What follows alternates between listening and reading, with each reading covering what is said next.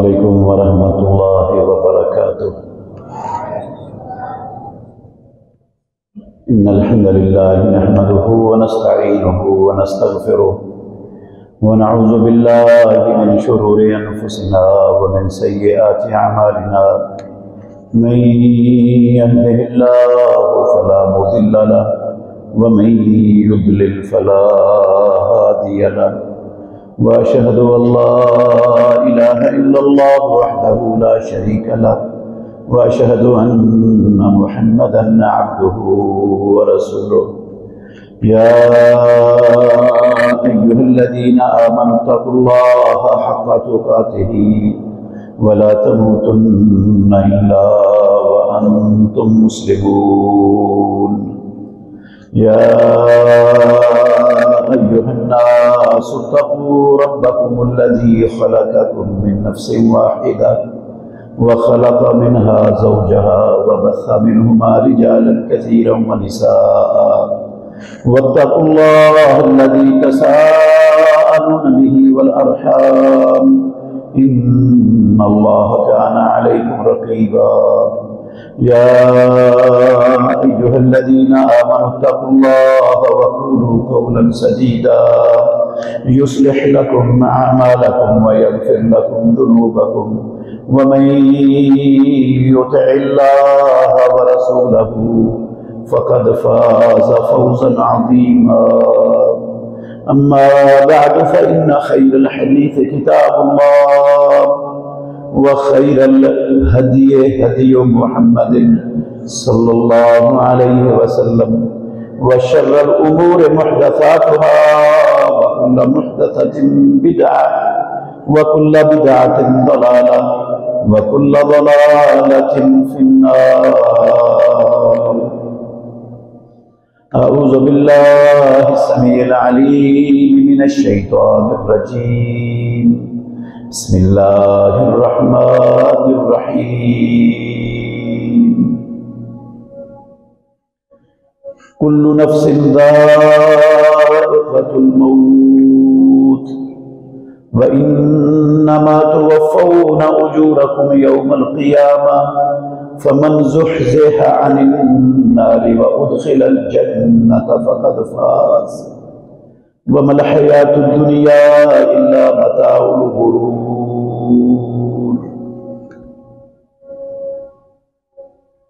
ہر جان موت کو چکھنے والی ہے، تم قیامت کے دن ہی اپنے پورے کے پورے اجر دیے جاؤ گے۔ سو جسے جہنم سے بچا دیا گیا اور جنت میں داخل کر دیا گیا، یقیناً وہ کامیاب ہو گیا۔ اور یہ دنیا کی زندگی دھوکے کے سامان کے سوا کچھ بھی نہیں۔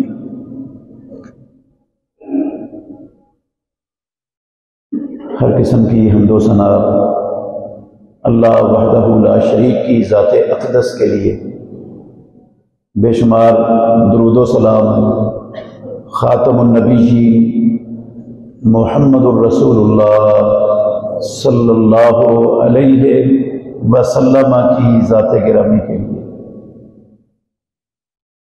عزیز بھائیوں، قابل احترام بزرگوں،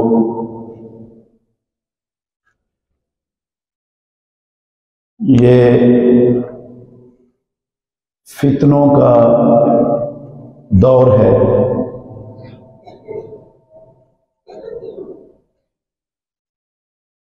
اس وقت مسلمانوں کو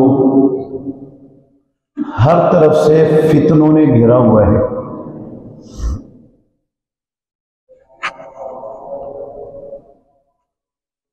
اور اس دور میں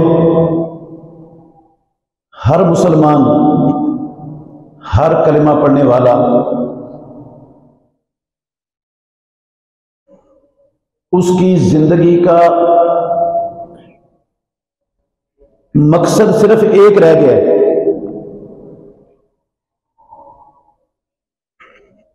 کہ میری یہ دنیا والی زندگی اچھی اور بہتر بن جائے.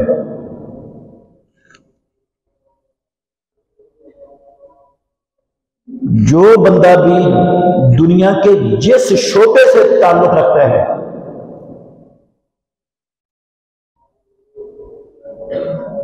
اس شعبے سے اس کا سب سے بڑا مطمع نظر مقصد یہی ہے کہ میری دنیا اچھی ہو جائے.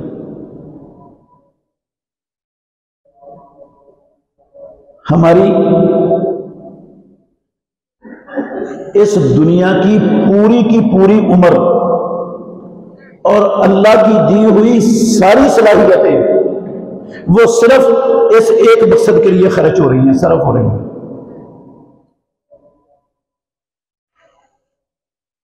جبکہ اس حقیقت سے کسی کو انکار ہے ہی نہیں کہ یہ دنیا کی زندگی، یہ دنیا پروردگار کے ہاں اس کی کوئی قدر و قیمت ہے ہی نہیں سرے سے. رسول مکرم صلی اللہ علیہ وسلم کا فرمان ہے، ترمذی شریف کی حدیث ہے، لو تزن الدنیا عند اللہ جناح بعوضۃ لما سقا کافرا منها شربۃ ماء. اگر دنیا کی زندگی کی قدر و قیمت اللہ کے ہاں ایک مچھر کے پر جتنی ہوتی تو رب العالمین دنیا میں کسی کافر کو پانی کا گھونٹ بھی نصیب نہ ہونے دیتے. سارے کے سارے کافر پیاس سے تڑپ تڑپ کے مر جاتے، گھونٹ بھی نہ ملتا. کافروں کو وافر پانی ملنا، وافر اعلیٰ سے اعلیٰ مشروبات ملنا، دنیا کی ساری نعمتوں کا کافروں کے پاس وافر ہونا، اس سے معمولی سے معمولی سمجھ رکھنے والا بندہ بھی سمجھ سکتا ہے کہ رب العالمین کی نظر میں اس دنیا کی قیمت مچھر کے پر جتنی بھی نہیں ہے. اس لیے کافروں کو ہر شے دی ہوئی ہے. اور ہماری نظر میں مچھر کا پر کتنی اہمیت کا حامل ہے. آپ کو کوئی کہے کہ 1 روپے کا مچھر کا پر خرید لو، لے لو گے؟ کوئی بھی نہیں لے گا. کوئی 54 کا کہے لے لو، 54 کا بھی کوئی لینے کے لیے تیار نہیں ہوگا. کوئی آپ کو مچھر کا پر فری میں دے، مفت میں، اور کہے مفت میں لے لو، پھر بھی کوئی نہیں لے گا. اور اگر مچھر کا پر ہمارے گھر میں پڑا ہوا ہو تو ہم کبھی بھی اس کو اپنے گھر میں برداشت نہیں کرتے، جھاڑ کر اپنے گھر سے، دفتر سے باہر نکالنے کی کوشش کرتے ہیں. جتنا مچھر کا پر ہم سب کی نظر میں کم تر ہے، گھٹیا ہے، حقیر ہے، میرے محترم بھائیوں، یہ دنیا رب العالمین کی نظر میں اس سے کہیں زیادہ گھٹیا اور حقیر اور کم تر ہے. جس کی خاطر ہمارے دن بھی، ہماری راتیں بھی، ہمارا بچپن بھی، ہماری جوانی بھی، ہمارا بڑھاپا بھی، جس کی خاطر ہماری ساری صلاحیتیں صرف ہو رہی ہیں، جس دنیا کی خاطر وہ ایک مچھر کے پر سے بھی زیادہ گھٹیا اور کم تر ہے رب کی نظر میں. اور اس حقیقت سے بھی کسی کو انکار نہیں. یہ حقیقت کا بھی ہمیں پتہ ہے کہ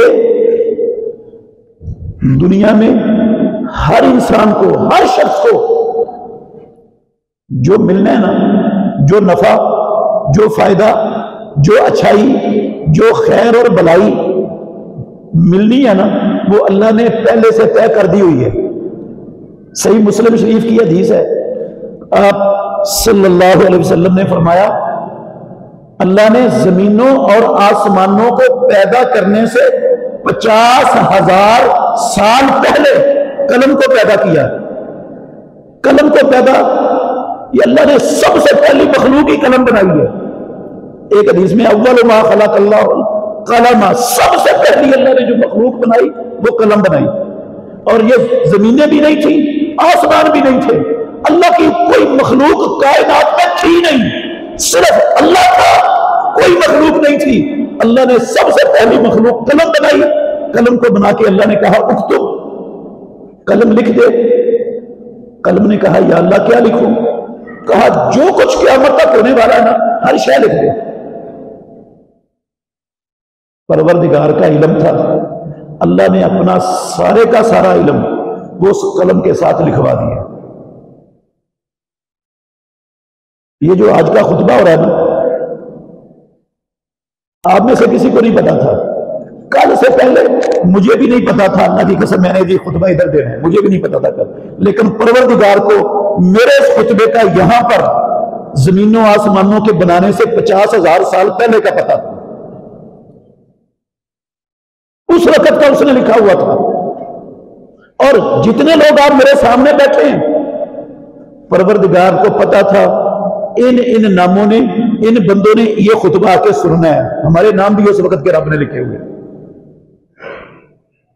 और जो मैं लफ्ज बोल रहा हूं ना, मुझे नहीं पता अगला लफ्ज मैंने क्या बोलना है, लेकिन परवरदिगार को मेरे आखिरी लफ्ज तक का पता है इसने बोलना क्या है। यहां खड़े होकर वो सारा कुछ उसने लिखा हुआ है। वो अल्लामुल गुयूब है, अलीमुन बिज़ातिस सुदूर है। वो इतना बड़ा आलिम है, कायनात की कोई चीज उससे मख्फी उस वक्त की, मेरे भाइयों, उस वक्त का हमारे रब ने दुनिया में जो नफा मैंने और आप में से हर शख्स ने उठाना है ना, उस वक्त का रब ने वो लिखा हुआ है। जो लिख दिया है ना, वो मुझे और आपको मिलके रहना है। उसका एक लुकमा हम इस दुनिया में छोड़कर जा नहीं सकते, जो रब ने तय कर दिया मेरे और आपके लिए। लन तमूत नफ्सुन हत्ता तस्तकमिला रिज़्क़हा। इमामुल अंबिया ने कहा किसी जान को मौत नहीं आएगी जब तक वो अपना लिखा हुआ सारे का सारा रिज़्क़ वो हासिल नहीं कर लेती, खा नहीं लेती, मरेगा नहीं कोई। और जो फायदा, जो अच्छाई, जो खैर, जो खुशहाली, जो बेहतरी इस दुनिया की जिंदगी की अल्लाह ने मेरे और आपके मुकद्दर में नहीं ना लिखी।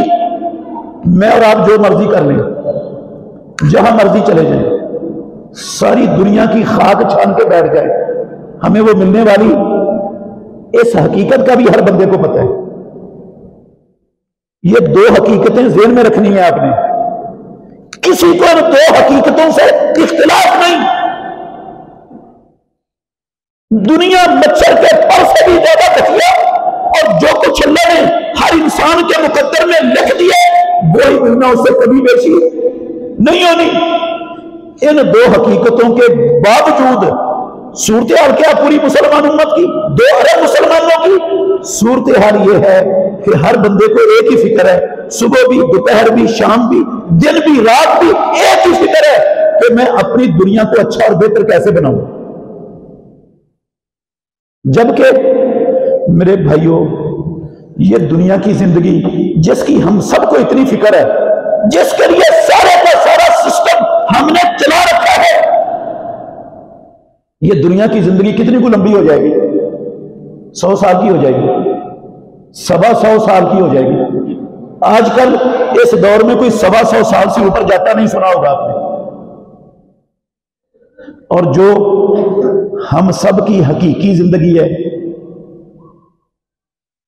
ये तो हकीकी जिंदगी नहीं, ये तो फानी है, आरजी है।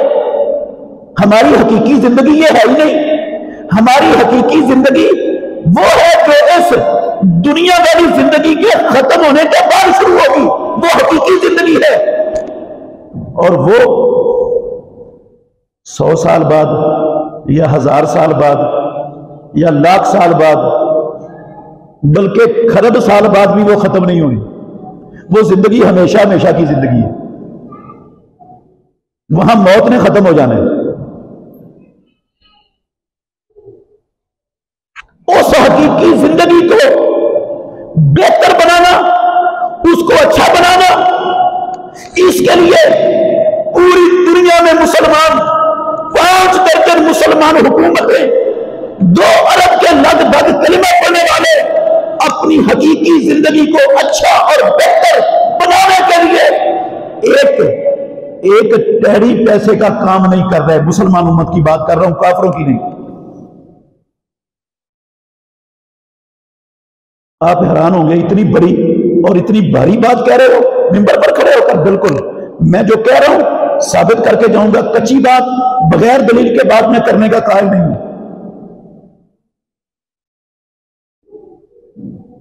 मैंने कहा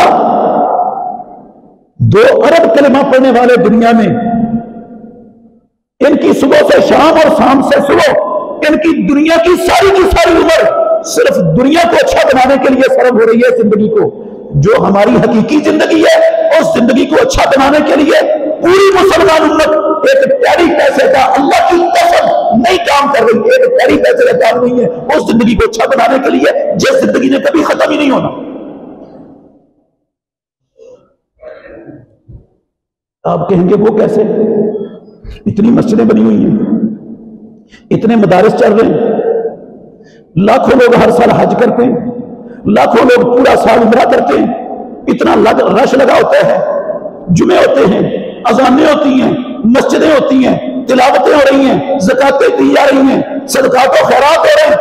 और कैसे पैरी पैसे का काम होता है? ये तो बड़ा काम हो रहा है। आप कैसे कहते हैं पैरी पैसे का काम नहीं हो जिंदगी के लिए हो रहा? मेरे भाइयों, नहीं हो रहा। क्यों नहीं हो रहा? सुन लें, इसलिए नहीं हो रहा।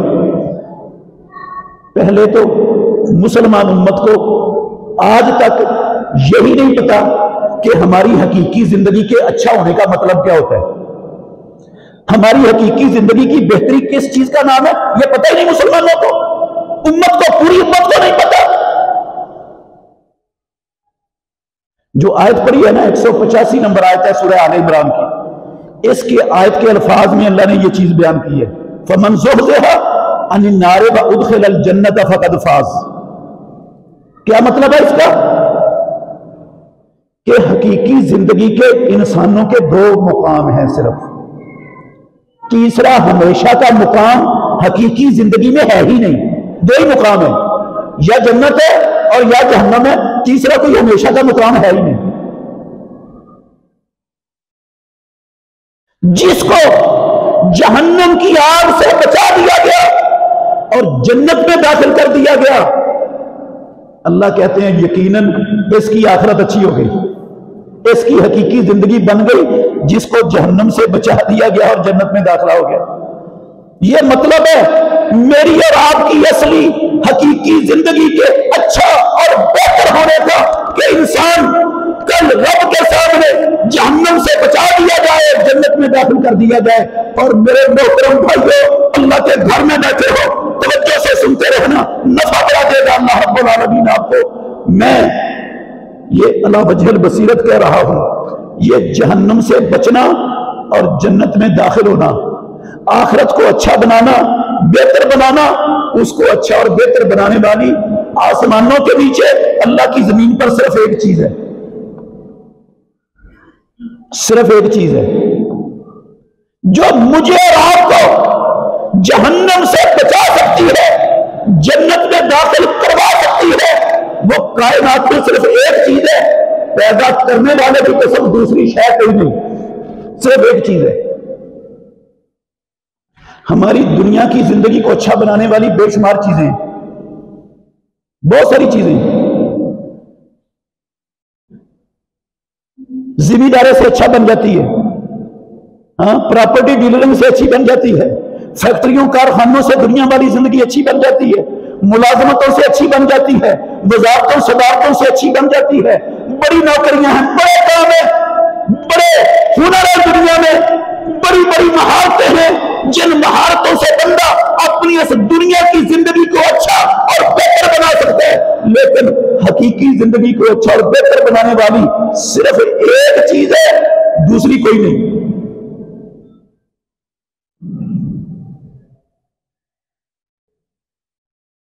और वो चीज है मेरे भाइयों ईमान। उस चीज का नाम क्या है? ईमान।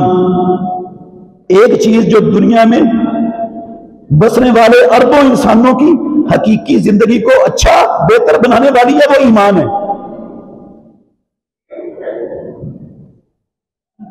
मैंने नहीं कहा, ये सही मुस्लिम शरीफ की हदीस के एक लफ्ज, एक जुमला सुना रहा हूं आपको।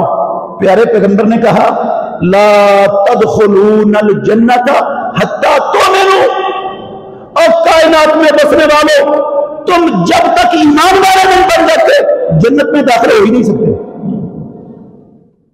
ईमान के बगैर जन्नत में दाखिले का सवाल पैदा ही नहीं होता।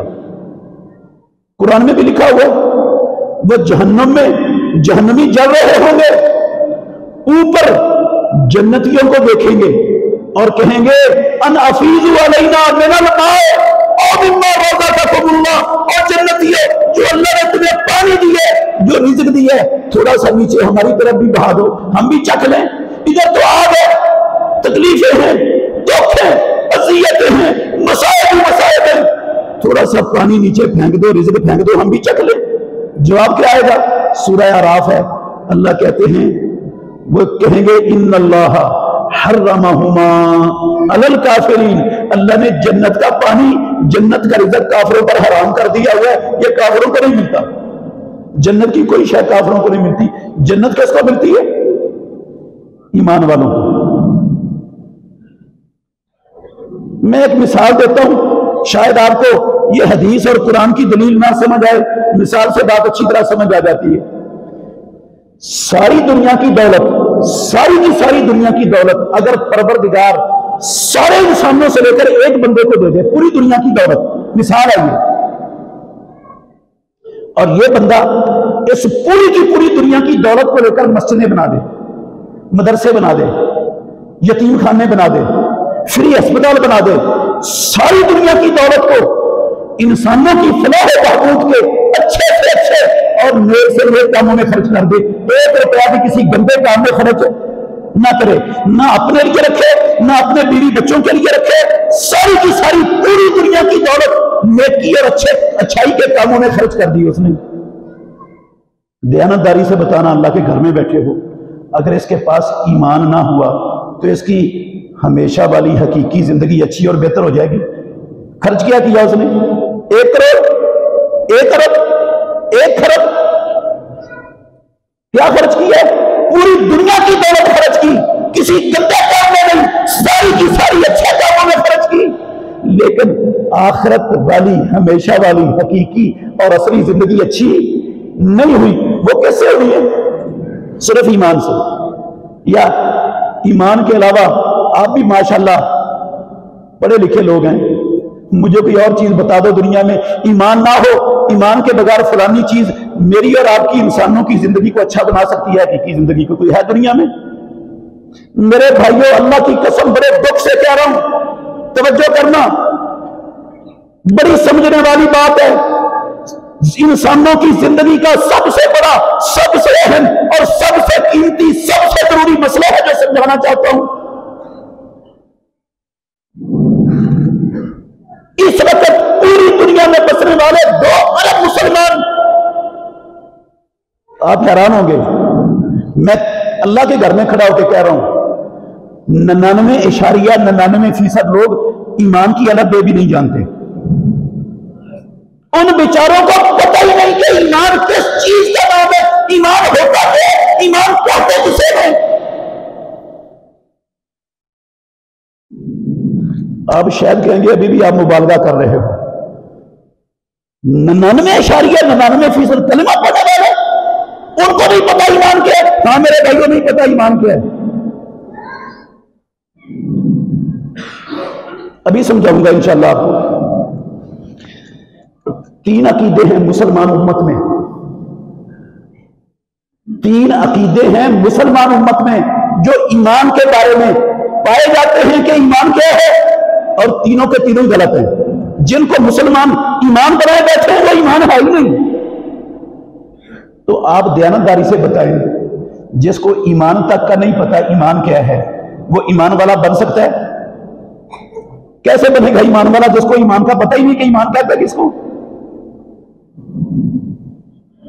تو جو ایمان والا نہیں بنے گا اس کی حقیقی زندگی اچھی ہو جائے گی؟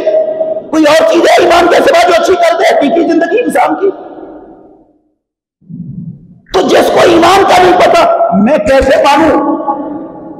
مجھے وجہ بتاؤ، کیسے مانوں کہ وہ بندہ ایک پیری پیسے کا کام اپنی آخرت کو اچھا کرنے کے لیے کر رہا ہے؟ کیسے مانوں میں؟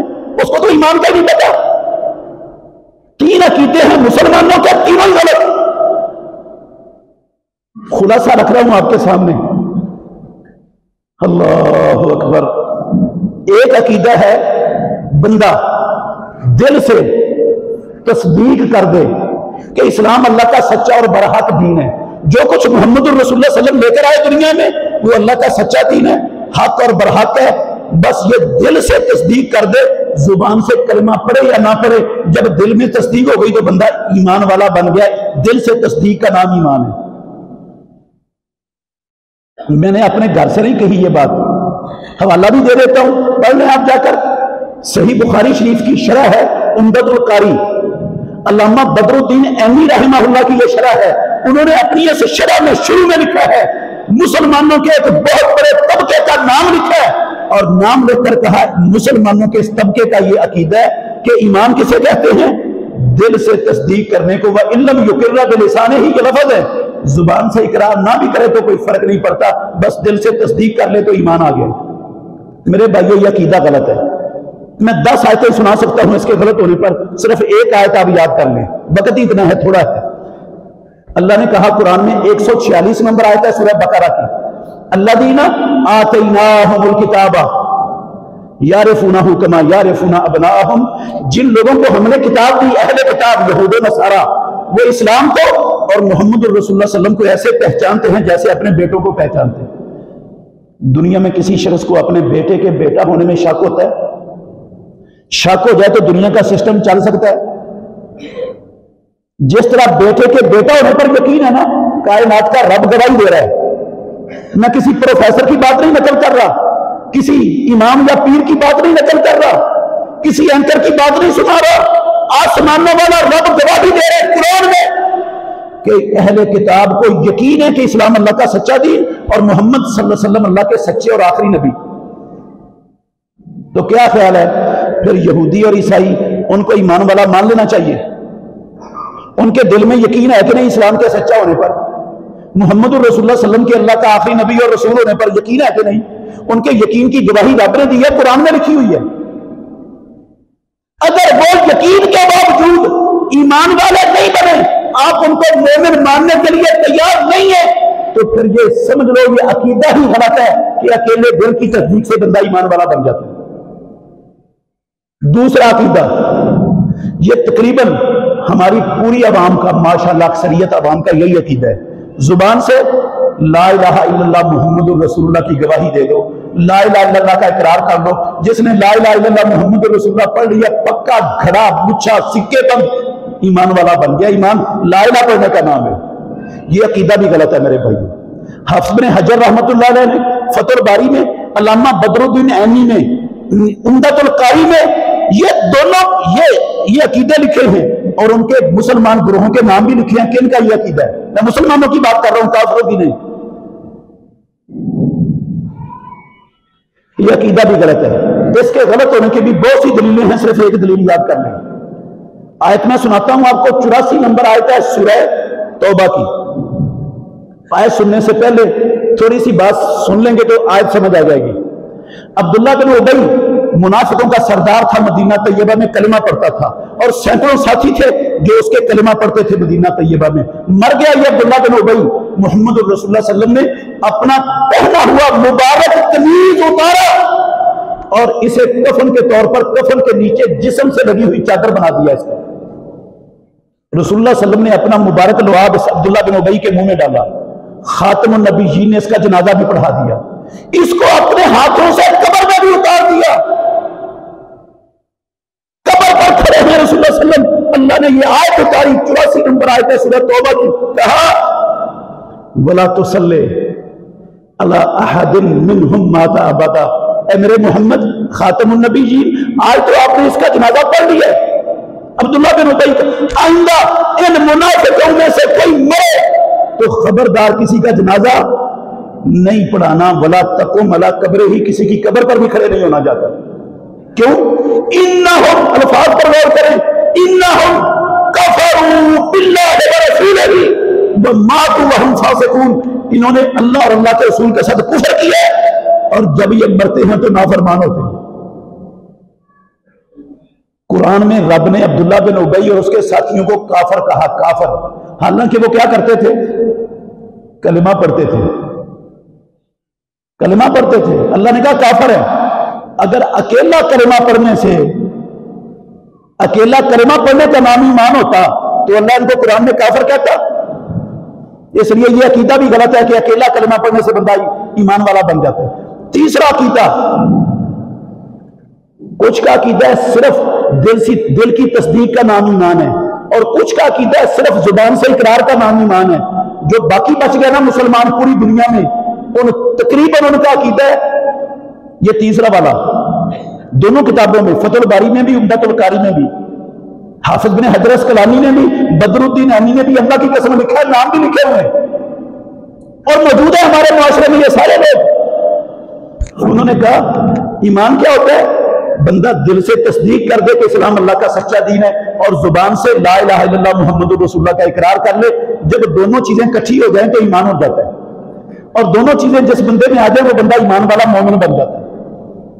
یہ عقیدہ بھی پہلے دونوں عقیدوں کی طرح باطل ہے اور غلط ہے۔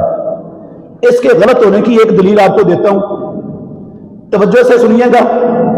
ترمذی شریف کی حدیث ہے، حدیث کا نمبر ہے 2733، حسن درجے کی حدیث ہے، میں ضعیف حدیث سنانے کا قائل نہیں۔ دو یہودی آئے رسول اللہ صلی اللہ علیہ وسلم کے پاس، کچھ سوالات کیے آپ سے، آپ نے ان کے سوالوں کے جواب دیے۔ جواب سن کر کہنے لگے نشہد انک نبی، اے محمد ہم دونوں یہودی گواہی دیتے ہیں آپ اللہ کے سچے نبی ہو۔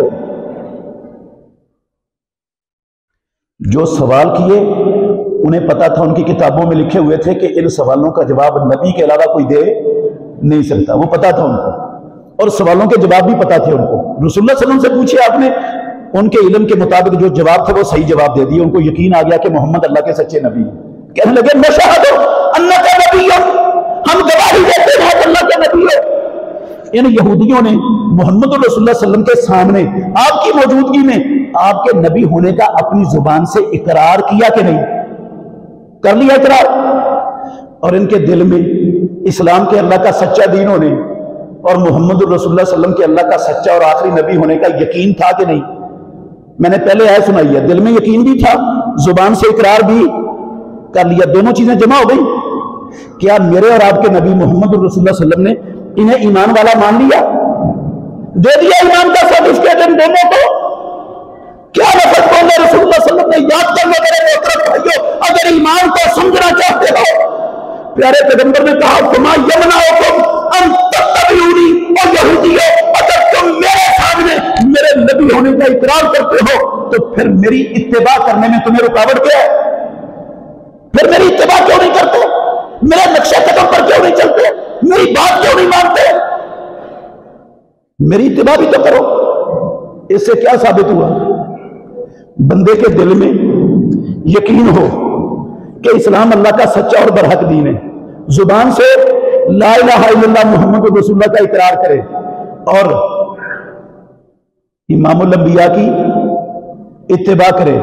جب تین چیزیں جمع ہوں گی تو پھر کیا بنے گا؟ پھر کیا بنے گا؟ ایمان۔ دل سے تصدیق بھی ہو، زبان سے اقرار بھی ہو، اور خاتم النبیین کی اتباع ہو، پھر ایمان بنتا ہے۔ اور دو مثالیں دے کر میری بات انشاءاللہ ختم ہو جائے گی، آپ نے غور کرنا ان پر، مسئلہ بھی سمجھنے کی کوشش کرنی ہے۔ میرے بھائیوں، ہماری ماں عائشہ صدیقہ، یہ پہلی مثال دے رہا ہوں، ہماری ماں عائشہ صدیقہ سے پوچھا، صحیح بخاری میں حدیث ہے، رسول اللہ صلی اللہ علیہ وسلم جب گھر میں ہوتے تھے تو آپ کے معمولات کیا ہوتے تھے؟ آپ کیا مصروفیت کیا ہوتی تھی رسول اللہ صلی اللہ علیہ وسلم کی؟ کہتی ہیں کانا فی محنت اہلہ ہی، رسول اللہ صلی اللہ علیہ وسلم جب گھر میں ہوتے نا تو گھر والوں کے کام کاج میں ہاتھ بٹاتے تھے۔ فیضا سمیع الاذان خرجا، جو ہی اللہ کے نبی آزان سنتے ہر کام اسی جگہ پہ رکھتے اور نماز کے لیے چل پڑتے، باجماعت نماز کے لیے نکل جاتے۔ ایک روایت میں لفظ ہے، ہمیں ایسا لگتا جیسے اللہ کے نبی کی اور ہماری جان پہچان ہے، ہم اجنبی لوگ ہیں رسول اللہ صلی اللہ علیہ وسلم سے۔ آپ کی ساری دھیان، ساری توجہ نماز جماعت کی طرف ہو جاتی ہے، اذان سنتے ہی رسول اللہ کی۔ بیمار ہو گئے آپ، شدید تکلیف ہے رسول اللہ صلی اللہ علیہ وسلم کو، صحیح بخاری کی حدیث ہے، یہ بھی بے ہوش ہو گئے، کچھ دیر بے ہوش پڑے رہے رسول اللہ صلی اللہ علیہ وسلم، ہوش آئی نا تو سب سے پہلا لفظ ہی یہ تھا آپ کی زبان پر، اصلی الناس، کیا لوگوں نے نماز پڑھ لی، جماعت ہو گئی؟ کہا نہیں اللہ کے نبی، لوگ آپ کا انتظار کر رہے ہیں۔ آپ نے کہا اچھا پھر پانی لاؤ، پانی کا ٹب لایا گیا، رسول اللہ صلی اللہ علیہ وسلم اٹھ کر بیٹھ گئے، آپ نے غسل کیا، غسل کر کے نماز کے لیے اٹھے, دوبارہ بے ہوشی طاری ہو گئی, پھر گر پڑے, پھر بے ہوش پڑے ہوئے. کچھ دیر بعد جب ہوش آیا پھر پوچھا اصل ناس و جماعت ہو گئی کیا؟ کہا نہیں اللہ کے نبی آپ کا انتظار ہو رہا ہے. دوبارہ پانی منگوایا, صحیح بخاری کے الفاظ کا ترجمہ کر رہا ہوں, میرا کوئی لفظ نہیں. دوبارہ پانی منگوایا, غسل کیا, نماز کے لیے اٹھے, تیسری مرتبہ پھر بے ہوشی طاری ہو گئی, پھر گر پڑے. دیانتداری سے بتانا, اللہ کے گھر میں بیٹھے ہو, بندہ معمولی تکلیف سے بے ہوش ہوتا ہے. کب بے ہوش ہوتا ہے؟ جب تکلیف انسان کی برداشت سے زیادہ ہو جائے. شدید تکلیف ہے رسول اللہ صلی اللہ علیہ وسلم کو, اس تکلیف کی اتنی شدت میں امام الانبیاء کو فکر ہے باجماعت نماز کا, کسی شے کا فکر نہیں, باجماعت نماز کا فکر ہے. بار بار یہ پوچھ رہے ہوش میں آنے پر. جب تیسری مرتبہ ہوش آیا نا, کچھ تکلیف کی شدت میں کمی محسوس کی امام الانبیاء نے. آپ نے کہا مجھے مسجد میں لے جاؤ. ایک کندھے کو حضرت عباس, دوسرے کو حضرت علی نے سہارا دیا, مسجد میں لے جا رہے ہیں. صحیح بخاری کے لفظ ہیں میرے بھائیوں, پیارے پیغمبر کے دونوں پاؤں زمین پر گھسٹتے جا رہے ہیں اور زمین پر لینے کھینچی جا رہی ہیں. اتنی سخت نہیں تھی رسول اللہ صلی اللہ علیہ وسلم کے جسم اطہر میں, اپنا پاؤں خود اٹھا کے آگے رکھ سکتے. دو کندھوں کے سہارے سے گھسٹتے ہوئے پاؤں لے کر خاتم النبیین باجماعت نماز کے لیے مسجد جا رہے ہیں. میرے بھائیوں, مسئلہ سمجھانے کے لیے میں نے مثال دی ہے, ناراض نہیں ہونا. اللہ کی قسم میں کسی پر تان نہیں کر رہا, نہ میں آپ کا دشمن ہوں نہ آپ میرے دشمن ہیں, میں آپ کا بھلا چاہتا ہوں. اس لیے غور کرنا ٹھنڈے دل سے اس بات پر. اللہ اکبر. آج گجرانوالہ ضلع میں, آپ گجرانوالہ کے رہنے والے ہیں, پورے پاکستان میں میں دعوے سے کہتا ہوں کوئی ایسی آبادی اور کوئی ایسا محلہ آپ کو نہیں ملے گا جس آبادی اور محلے میں رہنے والوں کو اذان کی آواز سنائی نہ دیتی ہو. یہ ہے کوئی ایسا محلہ اور ایسی آبادی؟ کوئی محلہ کوئی آبادی نہیں ملے گی جہاں کے رہنے والوں کو اذان کی آواز نہ. اذانیں ہوتی ہیں, سنتے ہیں. دیانتداری سے بتانا, آپ گجرانوالہ کے رہنے والے ہو, گجرانوالہ میں کتنی مارکیٹوں میں دکانوں کے شٹر ڈاؤن ہو جاتے ہیں, کتنے سرکاری اور غیر سرکاری دفاتر ہے جہاں چلتے ہوئے قلم رک جاتے ہیں اور سب لوگ نماز کی تیاری میں لگ جاتے ہیں.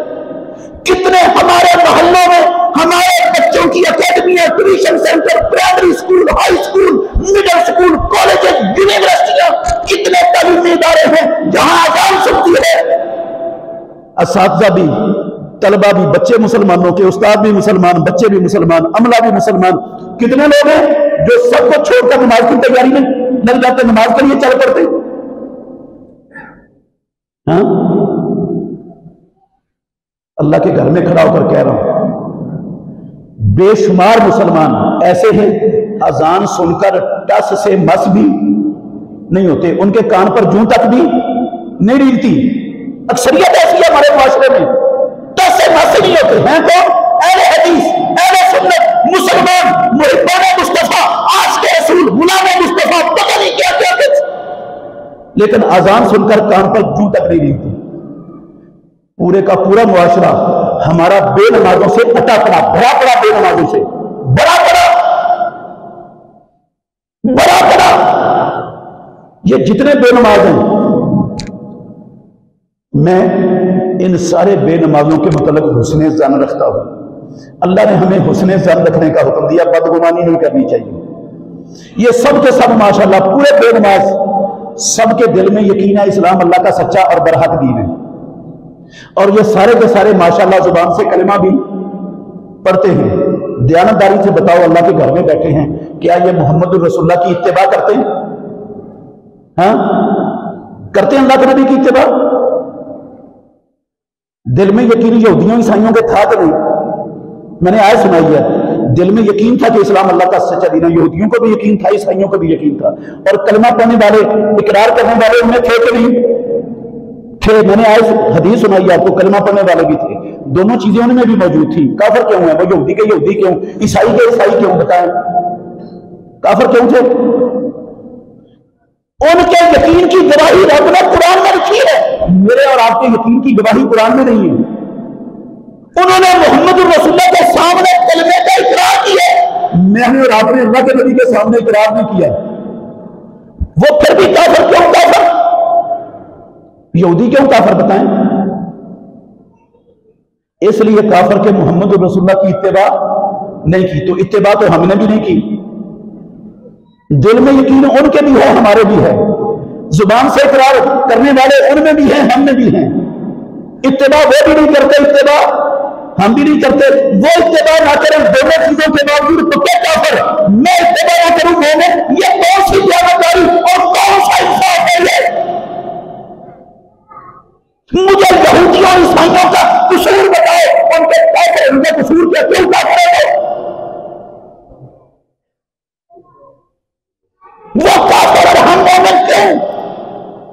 میں دیانتداری سے کہتا ہوں، صاف صاف کہنا چاہتا ہوں، اگر ہمارے معاشرے کے ان بے نمازوں کو پتا ہوتا نا ایمان کس چیز کا نام ہے، اللہ کی قسم ہماری مسجدیں بڑی ہوتی، نمازوں کے ٹائم ہماری مسجدیں چھوٹی پڑ جاتی، ان کو بڑا کرنا پڑتا، ہماری مسجدیں بنی ہوئی کم پڑ جاتی، کعبے کے رب کی قسم ہے، اور مسجدیں بنانا پڑ جاتی۔ اگر لوگوں کو پتا چل جائے کہ ایمان ہوتا کیا، ان کو تو پتہ ہی نہیں ایمان کیا۔ انہوں نے ایمان کس کو سمجھا ہوا ہے؟ مسلمانوں کے ملک میں پیدا ہو گئے، مسلمانوں والا نام رکھ لیا، اہل حدیث اہل سنت لقب ٹکا دیا، ہاں اور کیا ہوتا ہے ایمان؟ کبھی کبھی جمعہ پڑھ لیا، نماز پڑھ لی، عید پڑھ لی، اور ایمان کیا ہوتا ہے؟ اگر یہ ایمان ہے جو ہم نے سمجھا ہوا ہے تو پھر مجھے یہودیوں عیسائیوں کو کچھ قصور بتانا پڑے گا، وہ کافر کیوں ہے؟ دوسری مثال دیتا ہوں، پیارے پیغمبر محمد الرسول اللہ صلی اللہ علیہ وسلم ہجرت کر کے مدینہ آ گئے۔ ساری بات حذف کر رہا ہوں، مثال سمجھانے کے لیے کہہ رہا ہوں۔ بڑا ظلم برداشت کیا 13 سال مکے میں، رسول اللہ صلی اللہ علیہ وسلم نے بھی، صحابہ نے بھی، حد ہو گئی۔ جب ظلم ہجرت کے بعد بھی نہیں رکا، اللہ نے اپنے نبی محمد رسول اللہ صلی اللہ علیہ وسلم کو حکم دے دیا، اُذِنَ لِلَّذِينَ يُقَاتَلُونَ بِأَنَّهُمْ ظُلِمُوا۔ پہلے تمہیں ہاتھ روکنے کا حکم تھا، اب ہاتھ چلانے کی اجازت دی، چلو اپنا ہاتھ چلاؤ، اٹھاؤ اپنا ہاتھ، چلاؤ ان ظالموں کے خلاف، جہاد کرو۔ فرض کر دیا اللہ نے جہاد۔ امام الانبیاء میرے پچھلے والا کے رہنے والے مسلمانوں بھائیوں، غور کرنا، پیارے پیغمبر کی ساری مدنی زندگی 10 سال کے 10 سال مدینے کے، اللہ کی قسم اٹھا کے کہتا ہوں ساری زندگی جہاد و قتال کے میدانوں میں گزر گئی۔ کبھی بدر میں، کبھی احد میں، کبھی خندق میں، کبھی خیبر میں، کبھی حنین میں، کبھی مکے میں، کبھی تبوک میں، کبھی ساری 10 سال زندگی خاتم النبیین رحمت للعالمین کی جہاد اور قتال کے میدانوں میں گزری، مدینے میں آ کر اللہ کا حکم آ گیا تھا۔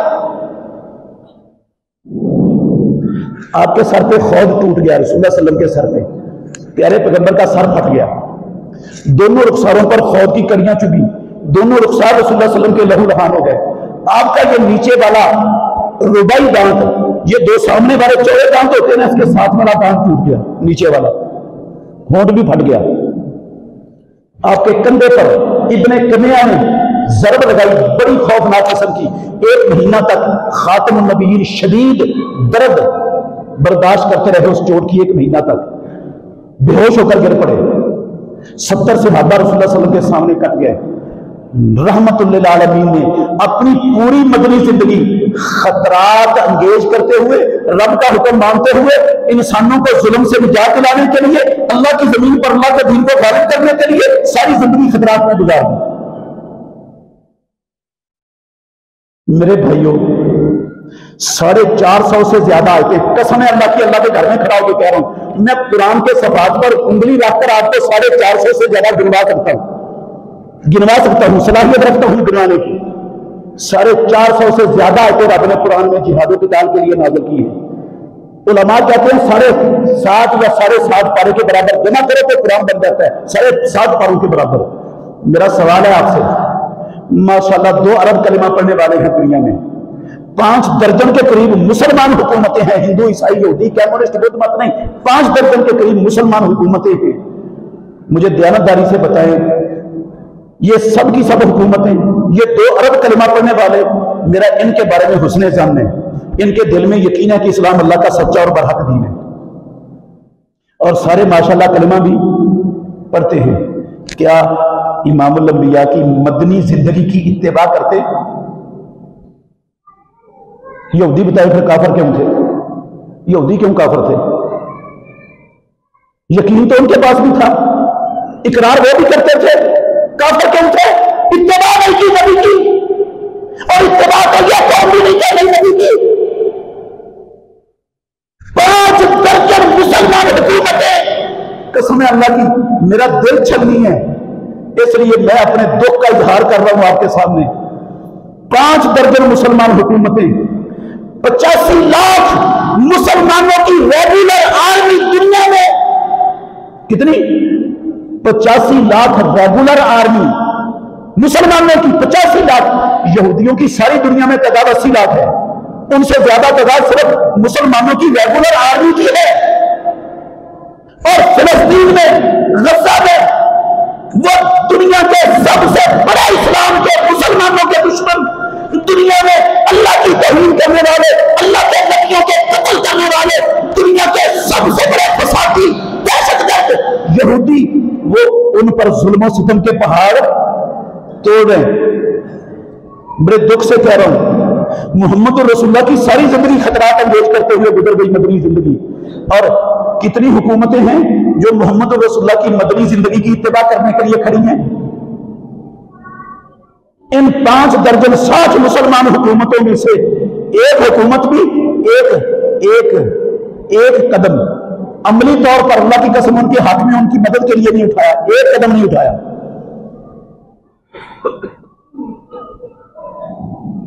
ایک قدم نہیں اٹھایا ان کی حقیقی مدد کے لیے، جبکہ اسرائیل پر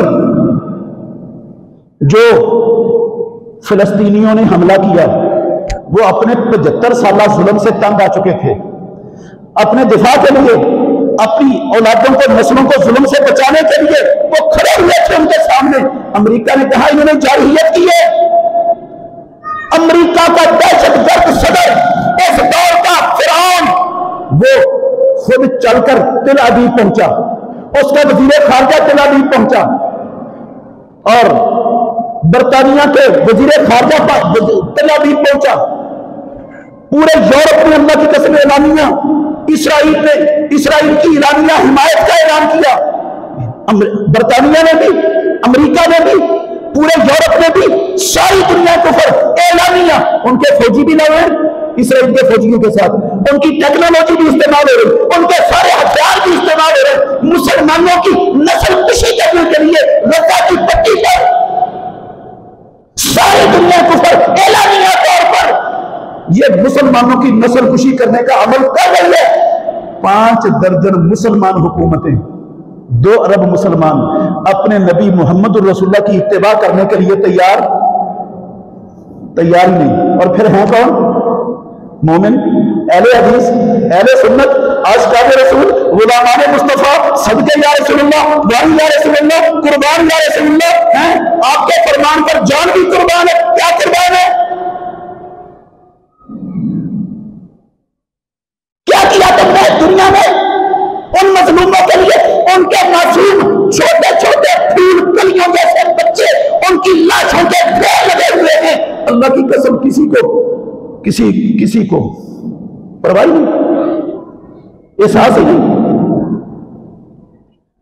اللہ اکبر۔ آخری بات اور ختم ہو گئی میری بات، فیصلہ آپ نے کرنا ہے۔ مثال دے رہا ہوں، میں یہاں بھی یہ کہنا چاہتا ہوں، حق رکھتا ہوں کہنے کا، اگر ان بیچاروں کو ایمان کی سمجھ ہوتی نا، پیدا کرنے والے کی قسم اٹھا کے کہتا ہوں یہ صورتحال ہوتی نہ کبھی ہماری۔ اللہ کا وعدہ تھا ایمان والوں سے، وعد اللہ الذین آمنوا منکم، 55 نمبر آیت ہے سورہ نور کی، گھر میں جا کے پڑھ لینا۔ اللہ کا وعدہ تھا تمہیں ساری زمین کی حکومت اور خلافت دوں گا، امن دوں گا، تمہارے دین کو ساری دنیا پر غالب کر دوں گا۔ ایمان والے بن کے دکھاؤ۔ ایمان کا تو پتہ ہی ہمیں کیسے بنے گا ایمان والے؟ کیسے رب کا وعدہ بے ایمانوں پر رب کا وعدہ پورا ہو جائے؟ کیسے ہو جائے؟ اس کا وعدہ بے ایمانوں سے نہیں ہے، لولا لنگڑا ایمان اور اسلام نیت کرنے والوں سے نہیں ہے رب کا یہ وعدہ، اس کا وعدہ ہے حقیقی ایمان والوں سے۔ بڑے دکھ سے کہتا ہوں، یہ جو لولا لنگڑا ایمان 2 ارب مسلمان لیے کرتے ہیں، لولا لنگڑا ایمان، یہ تو ہمیں IMF کے ان مستندوں، نفندوں، اسلام دشمنوں، مسلمان دشمنوں کی غلامی سے نجات نہیں دلا سکتا۔ یہ میرا اور آپ کا لولا لنگڑا ایمان، یہ ہمیں جہنم سے بچانے کے کام آئے گا؟ اس ایمان میں تو اتنی طاقت نہیں، یہ چند مستندوں کی غلامی سے ہمیں ہمیں آزادی دلا دے، یہ جہنم سے کیا آزادی دلائے گا؟ یہ میرا اور آپ کا مولا لنگڑا ایمان 2 ارب مسلمانوں کا، یہ ہمیں اپنی چھوٹی چھوٹی خطیوں میں اپنے اختیار چلانے کی اجازت نہیں دیتا، وہ ہمیں جنت کا باعث کیسے بنا دے گا؟ ہمارا تو ایمان ہی برابر ہے، بے جان ہے، جان ہے ہی نہیں، 2 ارب مسلمانوں کا ایمان میں صرف ہے۔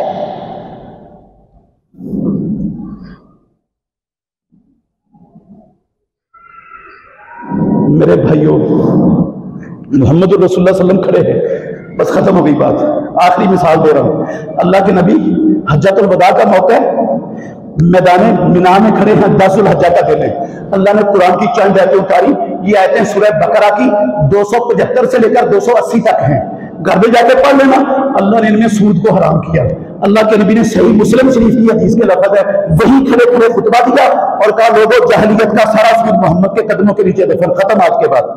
اور سب سے پہلا سود جس کے خاتمے کا میں اعلان کر رہا ہوں، میرے چچا عباس بن عبد المطلب کا سود ہے، سارے کا سارا ختم، لفظ ہے سارے کا سارا ختم۔ اس کا مطلب ہے 1 روپیہ سود کا نہ آج کے بعد کسی سے لینا نہ کسی کو دینا، سب ختم۔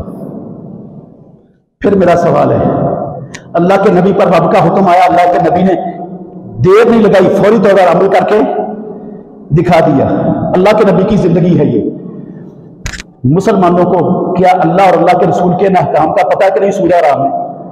مجھے 5 درجن مسلمان حکومتوں سے صرف ایک حکومت کا نام بتا دو جس نے نبی کی اتباع میں یہ کہا ہو، یہ اعلان کیا ہو ہمارا مسلمانوں کا ملک ہے، 1 پیاری پیسہ سود کا نہ کسی سے لیں گے نہ کسی کو دیں گے۔ ایک ملک کا نام بتا دو، ایک ملک کا نام بتاؤ مجھے۔ اللہ کی قسم نہیں بتا سکتے آپ، ہے ہی نہیں دنیا میں، ہے ہی نہیں۔ کہاں نبی کی اتباع؟ دل میں یقین بھی ہے، زبان سے اقرار بھی ہے، لیکن نبی کی اتباع کا نام و نشان بھی نہیں۔ اور ہیں کون؟ ایمان والے مومن۔ میں کیسے مانوں ان کو ایمان کا پتہ ہے؟ اللہ نے قرآن میں لکھا ہے یا ایھا الذین آمنوا اتقوا اللہ وذروا ما بقی من الربا ان کنتم مؤمنین۔ او ایمان والو، اللہ نے سود حرام کر دیا، رب سے ڈر جاؤ، جو لین دین باقی ہے سارا ختم، چھوڑ دو آج کے بعد۔ اللہ کے نبی نے چھوڑ دیا، تم بھی چھوڑ دو، ان کنتم مؤمنین، اگر تم کون ہو؟ ایمان والے۔ اس کا مطلب ہے ایمان اور سود دونوں چیزیں ساتھ ساتھ چل، اور ہمارا پورے کا پورا سسٹم سود کے اندر جکڑا ہوا ہے۔ پوری قوم سودی کاروبار میں جکڑی پڑی ہے، سودی کاروبار سے محبت ہے ہمیں۔ یہ سارے سودی بینک اللہ اور اللہ کے رسول کے خلاف محاذ جنگ ہیں۔ ان بینکوں کے اندر جتنے ملازم ہیں کون ہیں؟ ہمارے بچے، ہمارے بھائی، ہمارے بیٹے، ہمارے چاچے تائے، ہمارے خاندانوں کے چشم و چراغ ان بینکوں کو چلا رہے ہیں، جو 24 گھنٹے اپنے رب اور اپنے رسول کے خلاف جنگ لڑ رہے ہیں۔ ایمان اسی کا نام ہے، جو رب کے خلاف اور رسول کے خلاف ہر وقت جنگ میں مصروف ہو، اعلیٰ درجے کا مومن ہوتا ہے نا وہ۔ میں کیسے مانوں ان کو ایمان کا پتہ ہے؟ اور جس کو ایمان کا پتہ نہیں وہ 1 پیاری پیسے کا کام کر رہا ہے اپنی حقیقی زندگی کو اچھا کرنے کے لیے، کیسے مانوں میں؟ تو میرے بھائیو آئیے، یہ زندگی بہت تھوڑی ہے، قسم ہے اللہ کی، دھوکے کے سامان کے سوا کچھ نہیں ہے۔ جو اللہ نے میرے اور آپ کے مقدر میں جو مفاد دنیا کا لکھا ہوا ہے نا، پیدا کرنے والے کی قسم ایک چیز بھی چھوڑ کے نہیں جائیں گے، وہ سارا فائدہ اٹھائیں گے، اور جو نہیں لکھا وہ ملنے والا نہیں ہے کبھی بھی، جو مرضی کرنا ہے چھوڑیں اس کو۔ یہ کام ہمارا نہیں، یہ کام ہمارے رب کا ہے، اس نے ہمیں دینا دنیا کی چیزیں جو طے کر دی ہیں، وسائل بھی پیدا کر دینے ہیں اور رشتے بھی دے دینے ہیں۔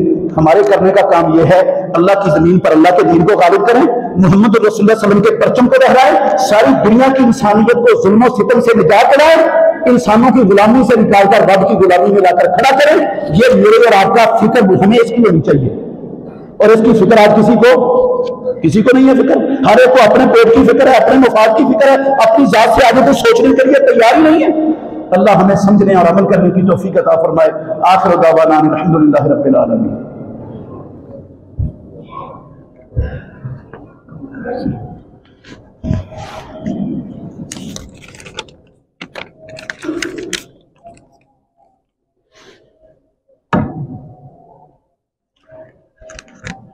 إن الحمد لله نحمده ونستعينه ونستغفره ونعوذ بالله من شرور أنفسنا ومن سيئات أعمالنا من يهده الله فلا مضل له ومن يضلل فلا هادي له وأشهد أن لا إله إلا الله وحده لا شريك له وأشهد أن محمدا عبده ورسوله جیسا کہ آپ کو پتہ ہے کہ اسرائیل فلسطین پر ظلم کر رہا ہے، جو کہ دن بدن بڑھتا جا رہا ہے، تو جہاں بیٹھے ہمارا کیا حق ہے بنتا ہے؟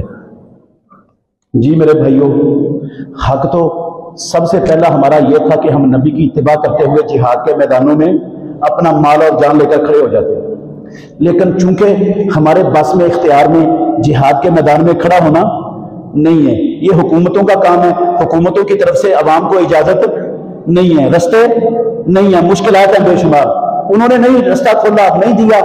اب جتنا میرے اور آپ کے بس میں ہے نا، اختیار میں ہے، وہ ہم کر سکتے ہیں اور بہت بڑا کام کر سکتے ہیں۔ سب سے پہلا کام یہ ہو سکتا ہے، یہودیوں کی ثقافت، کلچر، تہذیب، تمدن بہت زیادہ پھیلا ہوا ہے ہمارے معاشرے میں، ہر چیز کو اپنے وجود سے اتار کر، اپنے کاروباروں سے، اپنے گھروں سے، تعلیمی اداروں سے نکال کر گٹر کے اندر بہا دیں۔ ہمارے پاس محمد رسول اللہ کا چھڑا ہوا کلچر، تہذیب اور ثقافت موجود ہے، آپ کا ہیئر سٹائل ہے، آپ کا سیاسی نظام ہے، آپ کا معاشی نظام ہے، آپ کا تعلیمی نظام ہے، آپ کے رہن سہن کے سارے طریقے موجود ہیں۔ ہمیں دین کے ہوتے ہوئے یہودیوں کی چیزوں کو اپنانے کی ضرورت نہیں ہے۔ ہمارے نبی نے یہودیوں کا مقابلہ کرنے کے لیے امت کو یہ سبق دیا تھا، سب سے پہلے کیا سبق دیا تھا؟ وہ اپنے بالوں کو رنگ نہیں لگاتے، تم اپنے بالوں کو رنگ لگاؤ۔ وہ جوتے موزے پہن کر نماز نہیں پڑھتے، تم جوتے اور موزے پہن کر نماز پڑھا کرو۔ وہ یہ کام نہیں کرتے، تم ان کی کیا کرو؟ مخالفت کیا کرو۔ ہر کام میں یہودیوں کی مخالفت کرنے کی تربیت رسول اللہ صلی اللہ علیہ وسلم کرتے تھے، لیکن ہمارا ہیئر سٹائل بھی، ہمارا لباس بھی، ہمارے گھروں کا ماحول بھی، ہمارے تعلیمی اداروں کا نصاب بھی، ہمارا سیاسی نظام بھی، ہمارا معاشی نظام بھی پورے کا پورا اللہ کی قسم یہودی کلچر کے اندر ڈوبا پڑا ہے۔ چھوڑے ہم، ہر بندہ چھوڑ سکتا ہے، اس کے لیے حکومتوں کی مدد کی ضرورت نہیں ہے، لیکن ہم نہیں چھوڑنے کے لیے تیار۔ ادھر سے سنتے ہیں، ادھر سے نکال دیتے ہیں، ایسا سن کر جو پلے پڑتی ہے نا بات، آپ کی بات نہیں کر رہا، ساری امت کا رونا رو رہا ہوں، جو پلے پڑ جاتی ہے نا خطبے میں، جمعے میں، مسجد کے دروازے سے نکلتے ہوئے ہر شاید جھاڑ کر چلے جاتے ہیں وہیں پر، کہتے ہیں مولوی صاحب گلاں تے جگیاں نے، ٹھیک ہے گلاں تھوڑیاں، لیکن مسیت جو گئی ہیں، مسیت تو باہر نہیں چل سکتے، انہوں اتنے مسیت ہی رکھو، سنیا توڑیاں اتھی چھڈ کے چلے ہیں، سامھ کے رکھو انہاں گلاں نوں، یہ مسیت جو گئی ہیں، قسم ہے اللہ کی یہ کیفیت ہے ہمارے معاشرے کی۔ دوسرا کام یہ پڑا ہے کاغذ میرے پاس، یہ یہودیوں کی ساری پروڈکٹس ہمارے ملک میں ہر بندہ ان کو پسند کرتا ہے اور ہر بندے کے گھر میں یہ پروڈکٹس چلتی ہیں۔ ہم اپنے بچوں کو، اپنی خواتین کو کیا ان پروڈکٹ کی نفرت ان کے دلوں میں پیدا کر سکتے کہ نہیں پیدا کر سکتے؟ اس کے لیے بھی حکومت کی مدد کی ضرورت ہے۔ ہم ان کے بائیکاٹ کریں، ان کی ہر شے کا بائیکاٹ کریں، لعنت دیتے ہیں ان پر، لیکن ہم یہ کرنے سوچنے کے لیے بھی تیار نہیں کرنا کہ ہم تو ہماری سوچ بھی نہیں ہے یہ۔ اور تیسرا کام ہے، اللہ اکبر، اللہ نے زبان دی ہے، اس زبان کو ہم لوگوں کو جہاد پر، فلسطینیوں کی مدد میں کھڑا کرنے کے لیے کتنا استعمال کرتے ہیں۔ یہ زبان چلانے کے لیے بھی کسی حکومت کی مدد کی ضرورت ہے۔ جہاں تک میرا اور آپ کا بس چلتا ہے، ہر بندہ یہ کام کرے، کھڑا کرے، ذہن ساری کرے، لوگوں کی تربیت کرے ان کی۔ جب ہم اپنے حصے کا کام کریں گے، اگلا کام وہ رب خود کر دے گا، رستے اس کا دینا اس کا کام ہے۔ ہم اپنے حصے کا کام کر کے تو کہے، ہم تو اپنے حصے کا کام کرنے کے لیے تیار نہیں، اور رب سے کہتے ہیں کن کہہ کر حاشا برباد کرتے ہیں یہودیوں کی، ایسا نہیں کرتا رب، یہ سنت نہیں ہے اس کی۔ بولا یشاء اللہ لانتصر منہم ولکن لیبلو بعضکم ببعض، اللہ چاہے تو اس کو کون کہنے کی بھی ضرورت نہیں ہے، وہ یہودیوں کو اور سارے ان کے مددگاروں کو صفحہ ہستی سے مٹا سکتا ہے ایک سیکنڈ سے پہلے، لیکن رب دیکھنا چاہتا ہے جن کو میں نے دنیا میں پیدا کیا، جن کے پاس امانت رکھی ہے اپنے نبی کے دین کی، اسلام کی، وہ کیا کرتے ہیں، ان کی ذمہ داری لگائی ہے میں نے، وہ کیا کر کے آتے ہیں۔ یہ سوال لکھا ہوا ہے محمد اخلاق مجاہد کا، یوسی مسول، بیمار ہیں، ان کے لیے دعا کریں۔ یا اللہ ہمارے اس بھائی کو شفاء کاملہ عاجل عطا فرما۔ یا اللہ جتنے بھی مسلمان چھوٹے بڑے مرد عورتیں بیمار ہیں، یا اللہ تو شفاء دینے والا ہے، یا اللہ تو سب کو شفاء کاملہ عاجل عطا فرما۔ یا اللہ ہم سارے روحانی اور جسمانی بیماریوں میں مبتلا ہیں، یا اللہ تو ہماری روحانی اور جسمانی ساری بیماریوں کو دور فرما دے۔ یہ سوال ہے آج مغرب کے بعد جامع مسجد بلال مختار کالونی میں نصر جاوید بھائی حافظہ اللہ کا درس ہوگا، حاضرین کے لیے کھانے کا انتظام بھی ہوگا۔ ابو انس کے چھوٹے بھائی کا حادثہ ایکسیڈنٹ ہوا ہے، خطرناک ہے، دعا صحت کر دی یا اللہ سب کو، اس بھائی کو بھی اور جتنے بیمار ہیں یا اللہ سب کو تو اپنے فضل و کرم سے صحت کاملہ عاجلہ عطا فرما۔ یا اللہ تیرے خزانوں میں تیرے سوا کوئی شفا دینے والا نہیں ہے ہمارا، یا اللہ تو ہمارے سارے مریضوں کو شفا کامل و عاجلہ عطا فرما۔ اللهم صل على محمد وعلى آل محمد كما صليت على إبراهيم وعلى آل إبراهيم إنك حميد مجيد اللهم بارك على محمد وعلى آل محمد كما باركت على إبراهيم وعلى آل إبراهيم إنك حميد مجيد اللهم أعز الإسلام والمسلمين اللهم انصر الإسلام والمسلمين اللهم انصر من نصر دين محمد صلى الله عليه وسلم واجعلنا منهم واخذل من خذل دين محمد صلى الله عليه وسلم ولا تجعلنا منهم اللهم قاتل الكفرة الذين يصدون عن سبيلك ويكذبون رسلك ويقاتلون أولياءك اللهم خالف بين كلمتهم وزلزل أقدامهم وشتت شملهم ومزق جمعهم ودمر ديارهم وخرب بنيانهم وأطفئ نيرانهم وأنزل عليهم بأسك الذي لا ترده عن القوم المجرمين اللهم عليك بالطغاة من اليهوديين اللهم عليك بالطغاة من الأمريكيين اللهم عليك بالطغاة من الهندوسيين